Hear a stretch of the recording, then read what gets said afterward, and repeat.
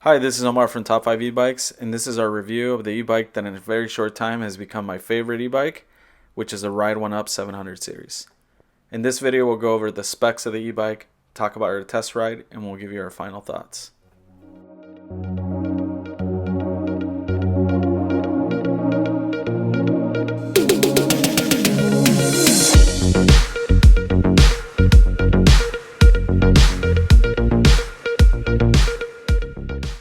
I want to thank you for watching this video, and if you haven't subscribed, please do so if you enjoy our content. I also want to mention that if our video helps convince you that you should buy the Ride1up 700 series or any other bike, please use the link in the description as we receive a small commission, and that helps us continue making this type of content.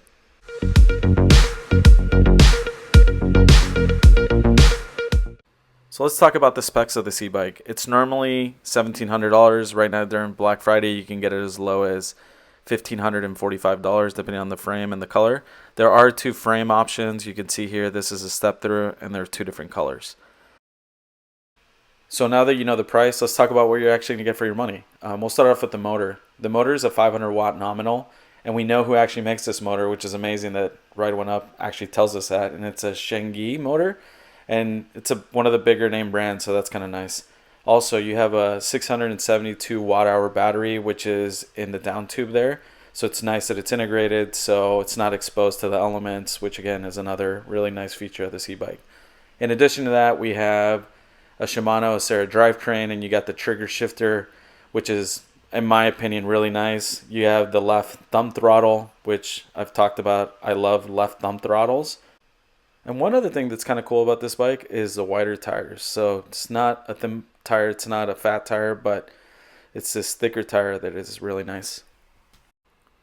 Now, in addition to all those items that I just went over, there's a bunch of add-ons here that are great for commuters. Like you have a front suspension, you have a rear rack, integrated lights, an adjustable stem, and even fenders.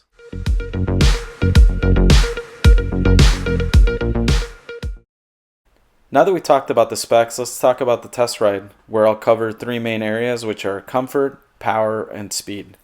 At the time of this review, we've ridden this e-bike around 100 miles, and we've ridden it on paved roads, light dirt trails, and even on the beach. This e-bike has been a joy to ride, and we've had no issues with it except for a flat that I got while riding on the highway. Let me start off by talking about the comfort of this e-bike, which I thought was great. And I can say this after a 30-mile ride, so I'm pretty confident about these points that I'm about to make. Number one, it's nice to have a suspension. So not every e-bike in the $1,500 range, $1,500 to $1,700, comes with a front suspension. This one does. In addition to that, you have the wider tires. So I mentioned that in the specs. Those wider tires in conjunction with the suspension just make for a much smoother ride in uneven surfaces, or if you're on a dirt trail, light dirt trail I should say, or the beach. But just those two things make for such a different ride.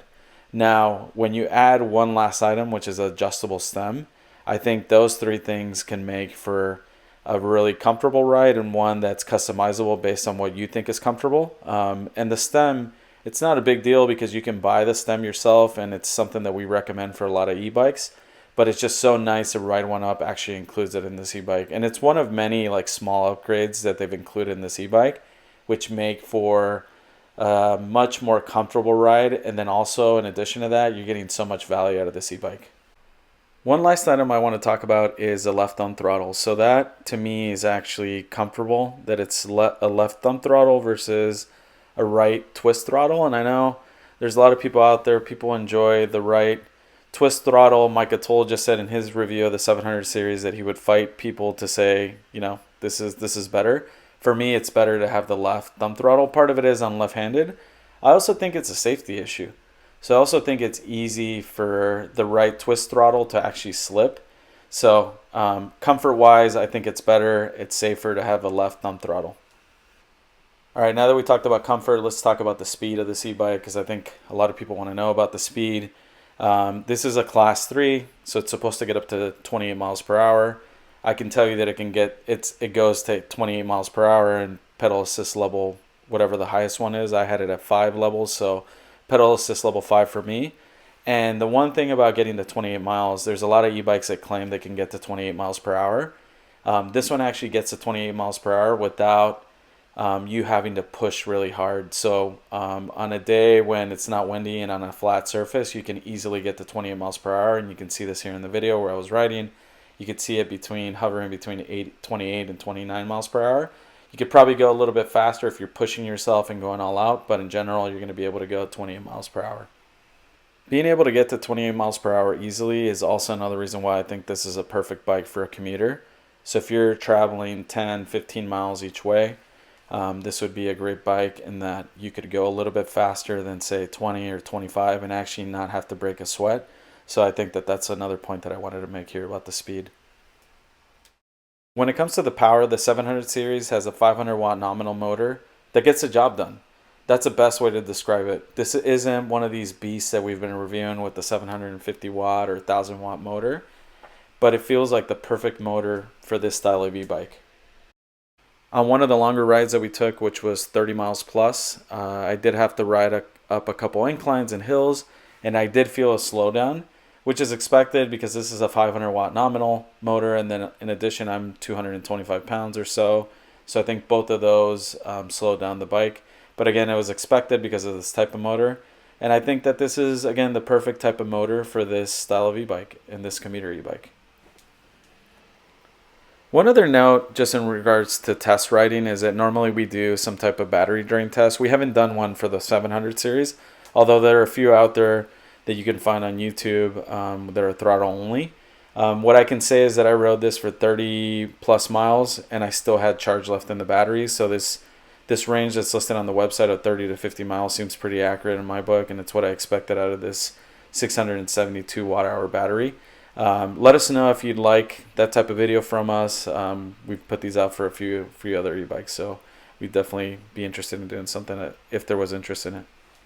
Overall, our test rides were so much fun, and I often found myself smiling as I was riding.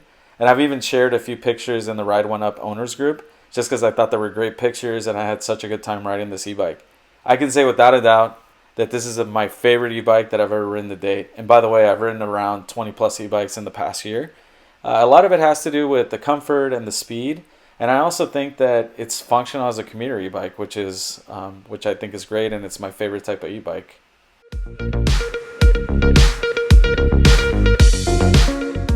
So we've covered the specs of this e-bike, we've covered the test rides. Now let me give you my final thoughts. So let me talk about the top 5 things I really liked about this e-bike. First of all, I'm going to start off with value. So even at $1,700, you'd be getting a ton of value to this e-bike. Really, this should be an e-bike that should be priced around $2,000 based on the specs and the components that you're getting. Now, if you happen to get this under $1,600 with the 2021 Black Friday pricing, you're getting even more value. And I would even say, based on all the specials we've seen for e-bike by e-bike makers, this is, in my opinion, the best special for Black Friday 2021. The second thing I would say is that this is a really comfortable ride thanks to the suspension, the wider tires, the adjustable stem, and the smooth drivetrain. So I really thought it was one of the most comfortable rides that I've had in all the e-bikes that I've ridden. The third thing is I really like the integrated battery and good wire management, which are going to protect your e-bike from the elements. The fourth thing is that you get great stopping power thanks to the hydraulic brakes. And I can't emphasize that enough, because if you're going 28 miles per hour or close to that, you got to have some good brakes, and hydraulic brakes are going to make it easier for you to brake. The last thing is that this is an out-of-the-box commuter e-bike that comes with a rear rack, and you got the lights, integrated lights and whatnot. So this is out of the box, ready for you to commute in this e-bike. Now that I've told you everything I liked about this e-bike, let me tell you about some of the things I don't like about this e-bike. There's only a couple that I could share, at least after riding this around 100 miles, but I'll share these with you. The first one is that it's not fully assembled. For us, that wasn't a surprise. This is our third Ride1up bike. The first one, the 500 series, was really similar assembly to this one, meaning that we had to assemble the front fork. This one had a little bit more in that you had to also assemble the front brake caliper.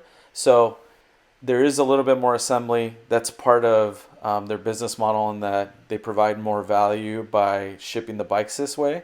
So again, for us, for top 5 e-bikes, it wasn't a surprise. I would say that if you're uncomfortable putting a bike together, or you've never put one together, just pay to have a professional do it. And I think with this particular e-bike, and if you happen to get it during the Black Friday special, you would pay someone to put it together and still get a ton of value to this e-bike. So again, this is just one of the negatives, and it's part of buying a bike from Ride1up. The second one, and this is more of nitpicking, that I think that the frame is too low. So when I would turn, my shoe would actually drag on the pavement or the dirt trail that I was on. And I think, that's just something to note. It wasn't a huge thing, but I did notice that after my first couple rides. All right, so I've told you what I like about this e-bike, also what I don't like about this e-bike. I think you could tell that I really, really think this is a great e-bike. And I've mentioned that at the beginning of this video that this is my favorite e-bike that I've ridden so far out of around 20 e-bikes. And that's for a few reasons that I detailed in this video. I think that if you're looking for a commuter e-bike or an e-bike to get around town and you need something, especially the stepped version is great if you need something that's easy to get on and off of, I don't think that you can find a better option, especially during Black Friday, that's around $1,500. So as Micah Toll would say, I'll fight you if you can show me a better e-bike, especially with this Black Friday pricing, that has similar specs and that's coming from a reputable company like Ride1up. So again, I really like this bike. This is my favorite bike so far. I think this would be a really great option if you ended up buying this e-bike.